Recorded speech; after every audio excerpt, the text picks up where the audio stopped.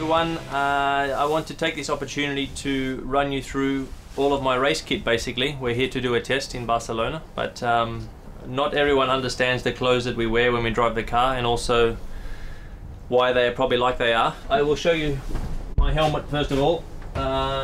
It's an Arai Japanese helmet, very, very safe, arguably the best in the business in terms of weight, comfort and everything like that. So we have different types of visors which we can use. Sometimes we have a clear visor for wet conditions, and then the brighter the conditions we go up with the darkness of the visor. Also for Singapore and Abu Dhabi under lights we might use a slightly different visor again. On the bottom of this we have the hands device, which we clip onto the back of here, which is pretty straightforward. It just clips on there, and we have also a lot of rotation so we can move the neck in this way, but it stops the neck in a heavy accident from coming forward. Obviously this is a big issue for us in terms of safety. And then we go to my underwear.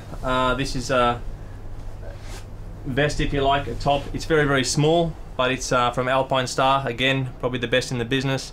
It is completely custom and tailor-made for me, so it goes over my long underwears on the bottom as well. The gloves are pretty straightforward, important but straightforward. You can see that the seam is on the outside, very smooth on the inside, so I have a very good feeling of the steering wheel, so that's very important. And I have very good grip on the steering wheel. Also the grip is not too high that I'm not moving around on the wheel. They work very well. Onto the biggest item, let's say, the suit.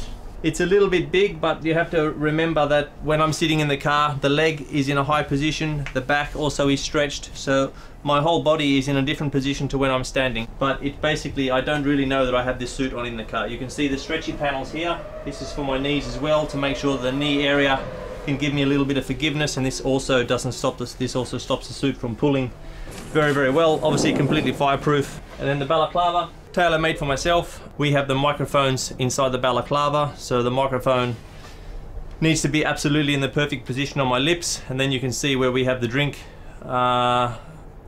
line coming through the side of the helmet. So all of this needs to be very, very well done to make sure that the engineers and the mechanics can hear me on the radio. And then the dancing shoes, very, very light from Geox, very breathable. They need to be quite stiff. I still like the shoe to have quite a bit of stiffness on the bottom, not too much flexibility, because the load in the boot still sees a lot of action. You can imagine this boot at Singapore for 2 hours vibrating on the bottom of the floor. It's very, very tough on the bottom of the ankle if you don't get these type of things right. So having the shoe fit nicely on the top is very important, and fireproof as well. And I don't go through too many pairs of boots, probably 2 pairs a year, maximum 3. Once I like my pair I stick with them for the whole season. I'm not very fussy with that. So that's a run through.